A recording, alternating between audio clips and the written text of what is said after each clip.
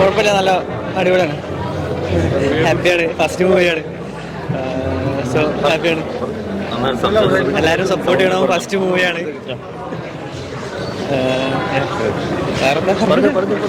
എനിക്ക് പറയാനുള്ള ഞാൻ പറഞ്ഞു.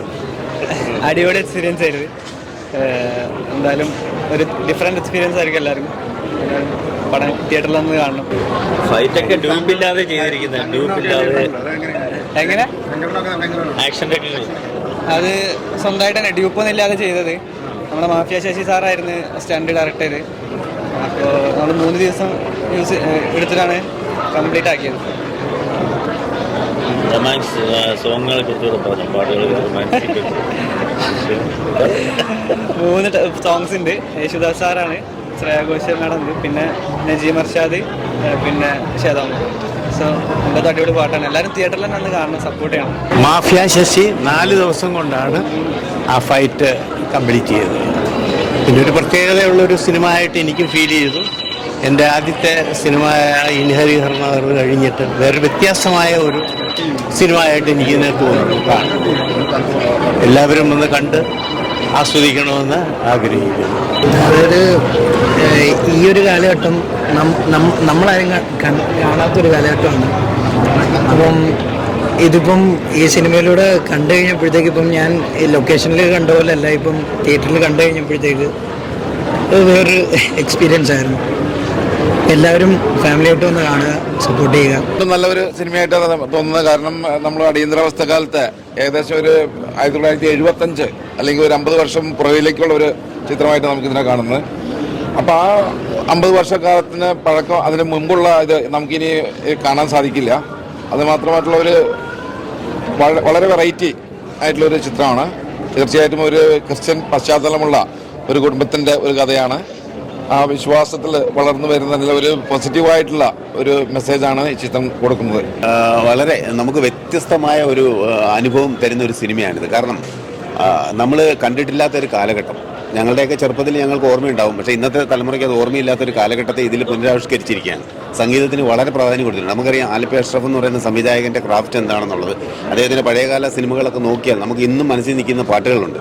ഇതിൽ മനോഹരമായ പാട്ടുകൾ ചിത്രീകരിച്ചിട്ടുണ്ട്. അത് മാത്രമല്ല, ഇതിലെ കഥാപാത്രങ്ങളെ തിരഞ്ഞെടുത്തിരിക്കുന്നത് വളരെ വ്യത്യസ്തമായ പുതുമുഖങ്ങളാണെന്ന് നമുക്ക് ഫീൽ ചെയ്യത്തില്ല. കാരണം ഇതിലെ നായകനായിട്ട് നിഹാലും നായിക ഗോപികയുമാണ്.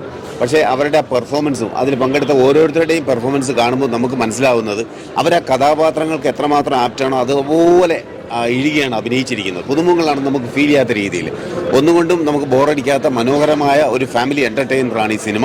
തീർച്ചയായിട്ടും എല്ലാവർക്കും ഇഷ്ടപ്പെടും. എല്ലാവരും സപ്പോർട്ട് ചെയ്യണം. ഒരു 1975 കാലഘട്ടം റീക്രിയേറ്റ് ചെയ്യുന്ന വലിയ ഒരു കടമ്പ തന്നെയാണ് ഇപ്പോഴത്തെ സാഹചര്യത്തിൽ. അന്ന് മൊബൈൽ ഫോൺ കാര്യങ്ങൾ നെറ്റൊന്നും ഇല്ലാത്തൊരു പരിസരം, അന്നത്തെ പ്രേമം, അന്നത്തെ പാട്ടുകൾ, ആ ഒരു പരിസരം, ദാസേട്ടൻ്റെ പാട്ടുകൾ, ദാസാറിൻ്റെ പാട്ടുകൾ, അത് ശ്രേയ ഘോഷാൽ, അപ്പം അവരുടെയൊക്കെ പാട്ടുകൾ തന്നെ, നജീം അർഷാദ് പാട്ടുകൾ തന്നെയാണ് ഈ പടത്തിൻ്റെ ഒരു മെയിൻ ഹൈലൈറ്റ്. പിന്നെ ആ ഒരു കാലഘട്ടത്തെ പ്രണയം, ആ ഒരു 75 കാലഘട്ടത്തിലെ വളരെ ഒരു കമ്പ്യൂട്ടറൊന്നും ഇല്ലാത്തൊരു സമയം, ടൈപ്പ് റൈറ്റിംഗ് പ്രണയം, അതൊക്കെ നമുക്കൊരു ശരിക്കും ഇപ്പോഴത്തെ തലമുറയ്ക്കൊരു പുതിയൊരു ഉണർവായിരിക്കും അത് കണ്ടിരിക്കാൻ പറ്റുന്നത്. നല്ല രീതിയിലൊരു കുടുംബ പശ്ചാത്തലത്തിൽ, ഒരു ക്രിസ്തീയ പശ്ചാത്തലത്തിൽ പറഞ്ഞിരിക്കുന്ന പടം. പിന്നെ ആലപ്പി അഷ്റഫ് എന്ന് പറയുന്ന സംവിധായകൻ, നടൻ കൂടിയാണ്. അദ്ദേഹത്തിൻ്റെ നിശ്ചിതത്തിലെ പാട്ടുകൾ യുവതലമുറയായ നിങ്ങളും എല്ലാവരും എപ്പോഴും കേൾക്കാറുള്ള പാട്ടുകളായിരിക്കും, ഇളമഞ്ഞും കുളിരുമായി. അതുപോലെ തന്നെ അദ്ദേഹം ഇടവേളയ്ക്ക് ശേഷം സംവിധാനം ചെയ്ത ഈ പടത്തിനും ഒട്ടനവധി പ്രത്യേകതകളുണ്ട്. പ്രത്യേകിച്ച് ഈ ഒരു കാലഘട്ടം നമ്മളെ പഴയ കാലത്തേക്ക് നമ്മൾ കൊണ്ടുപോയതിന് വളരെയധികം നന്ദിയുണ്ട്.